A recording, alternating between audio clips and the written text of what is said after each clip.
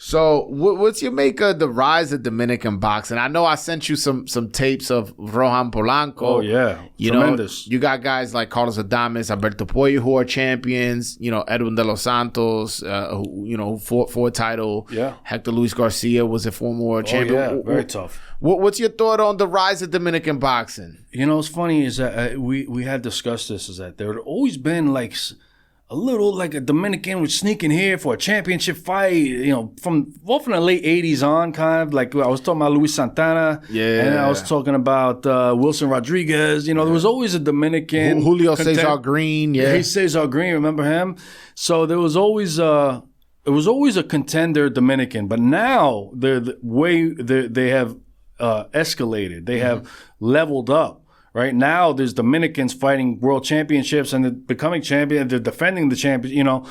You had Banana, like we spoke about, Jason Rosario.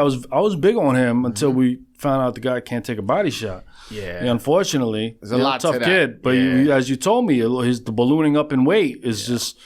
And then you have you remember La Bomba, Edwin Rodriguez. Yeah, he was a hell. Like he went in there and went to war. But you can't. He came out more of a journeyman, right? Mm-hmm. And I enjoyed watching him because he was tough as nails. But the rise of Dominican boxing, man, you're hearing about a lot. And you actually told me that the Cuban coach Armando Hernandez, and it all made sense. I'm like, now I'm seeing Dominicans every other fight, every other. Fight on not the Zone really, but on Amazon Prime, right? Or ESPN, and you're seeing like a Dominican guy hailing from the Dominican Republic, and sometimes I see a guy and I'm like, this is my first time seeing him, but I'm just like, there's so many. It's almost like it's becoming the new Cuba. Yeah, and we're scoring upsets at a alarming clip. We almost scored an upset against Abdullah Mason the other day. Abdullah Mason is set to be prospect of the year. That's how they were rolling it out. And the guy gets dropped 2 times in the first round and hard knockdowns, And if not for Vasquez injuring his ankle, we don't know how that fight goes. That's so like. More so, I feel like Dominicans are making a name for themselves with the upsets. It's pretty consistent. It's almost like every 3-4 months is a Dominican getting an upset. It was like Hector Luis Garcia. I was like, I didn't even know he was Dominican, honestly. Yeah, I saw him and I didn't know where he was from, but I was like, when they said he was Dominican, I said, well, another one. Look at this. You know what's? I got a funny story about Hector Luis Garcia. Mm-hmm. So I'm live on my channel. I'm live. I'm talking, and I'm talking about Chris Colbert upcoming fight. And one of my fans, he comments like, "Hey man, just letting you know, he's no longer fighting." I think it was Roger Gutierrez who he was gonna fight. He's fighting this guy named Hector Luis Garcia. I was like, who the hell's that? So I go on his box rec. This is all live. I go on his box rec, and I'm like, oh, he's Dominican too? I'm like, he's 30 years old. And then his box rec picture is him like this. He's like this skinny guy. His hair is thinning like crazy. And I'm like, man, this guy ain't beating Colbert. Man, get out of here, man. And little did I know, this guy puts in a great performance, drops him, wins by Colbert. I think I only gave Colbert 1 round. He beat the brakes off him, man. It's like when you see one, sometimes you see a guy get dropped and it's like the soul comes out of him, right?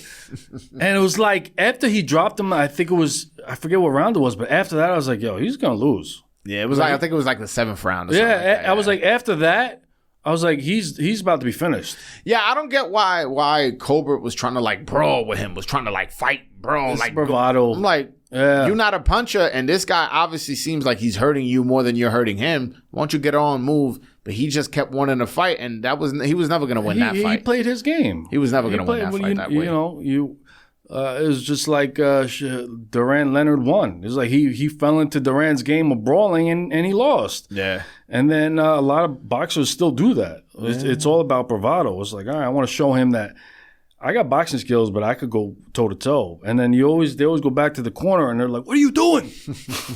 Stop, box him! Jab, move! What are you?" And they're always screaming at them. And most of the time they don't listen. Yeah. Once they start that way, they want to finish that way. It's really kind of like strange. what happens is you get into a rhythm. Yeah. And then getting out Rhythm of is that rhythm everything, is harder than just like, oh yeah, just stop doing that. A lot of times it's harder than that. Especially they get to a mental block, they get tunnel vision. Yeah. There's a lot that goes into it. Yeah, it is. Yeah. Any fighters in particular, not the big names, not the Tank, Canelo, Bud, Usyk, like any fighter in particular got you excited? Honestly, the one boxer that I made sure not to miss a fight with in the past couple of years was Better BF. Better BF. All right. The first time I seen him was when he fought this guy named Hot Rod. Rod Radislan, Radislovic. He was Serbian, I believe. I know him as Hot Rod. Yeah, I know who you're talking about. Yeah. And I was watching him, and I said, the one thing that stood out to me about Better BF was his timing. I was like, it seems like every time he throws a punch, he's like, the other guy is clearly faster.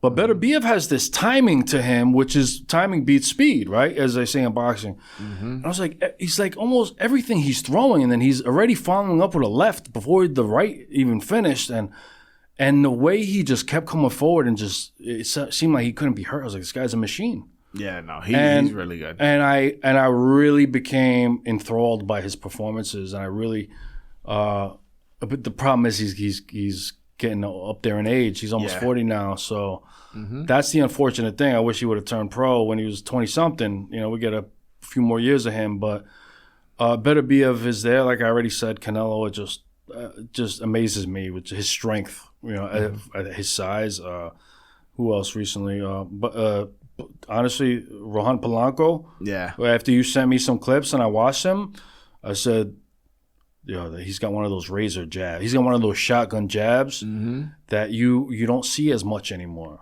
right? Yeah. Like, remember Larry Holmes hit you with a jab? It was like a right hand. Yeah. Right? So he got that shotgun jab, and he seems like he's very, very savvy. So he's someone I'm definitely looking out for too. Yeah, no, I'm glad you brought him up because a lot of people think I bring his name up just because I'm the voice of Dominican boxing, and it's like, no, that kid's the goods. No, I watched him. Yeah, I agreed with you. I went to Massachusetts because that's where he lives. I went to Massachusetts 2-3 weeks ago. I went to his gym, and they sparred for me, like literally. He sparred at middleweight. All right, and bro. He was. I'm not gonna talk. You Give can't talk. The goods. Yeah, I can't talk too much because it's sparring. But let's just say he did more than hold his own. All right. You know what I'm saying? And he looked really good. And he's so dedicated. The gym is in the first floor. So his trainer, Hector Bermudez, who I gotta get on the platform one day. Like here, I'm talking about. I've had him on my platform, like interviews, but. He bought a firehouse, like it was like an old firehouse, and he made the first floor a gym, and the second floor is all apartments. Oh, nice. For his boxers. So it's like a camp right there. So Rohan lives on the second floor, and he tells me sometimes he can't go to sleep. He just goes downstairs and starts working out. Unbelievable. So his life is boxing. He's like, he told me one time, he was like, because he has a lot of family in New York. He's like, yeah, sometimes I take the bus to New York to visit my family. But he goes, I like being in my jail. That's how he described his. You know who else used to call jail? Marvin Hagler. Yeah. He used to say that, I'm going to jail. He's like, no women, no alcohol, no anything. Nothing. And Marvin trained in a basement gym, so he could get. He used to run in combat boots. I mean, the guy was a machine. That's the mentality, right? You can't be halfway in boxing. Yeah, this is your life. Literally can be on the line. Yeah. So, there's no halfway. And if you really want to be a champion, it's got to be your whole life has to be boxing. 100%. And it's about the dedication and discipline. If Polanco has it, he's got the talent. All right, man. I hope he stays focused and he could.